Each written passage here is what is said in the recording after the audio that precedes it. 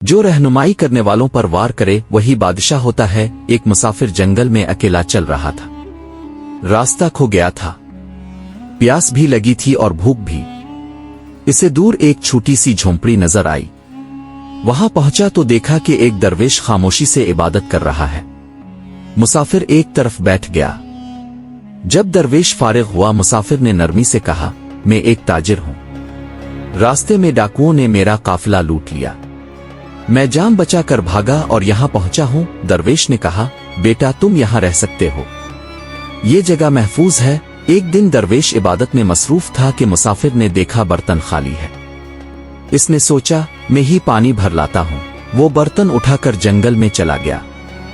काफी देर बाद वापस आया तो उसके हाथ में पानी से भरा बर्तन था और कंधे पर एक हिरन भी लटका हुआ था। दरवेश हैरान हुआ और बोला, जंगल में पानी का सिर्फ एक तालाब है, इसका रास्ता मैं जानता हूं। आ जंगल के जानवर, तुम अजनबी हो, वहां कैसे पहुंचे? मुसाफिर ने खुशी से बताया, मुझे एक हिरन मिला जो खुद भी पानी ढूंढ रहा था। मैं इसे चुपके से पीछे पीछे चलता गया। वो मुझे तालाब तक ले गया। फिर मैंने इसे शिकार किया और पानी भर लाया। ये सुनकर दरवेश का चेहरा उतर गया। वो बोला, बेटा, जिस जानवर ने तुम्हें रास्ता दिखाया तुमने इसी को मार दिया। ऐसा काम आम लोग नहीं करते, ये वही लोग करते हैं जिनके दिल में नरमी नहीं रहती।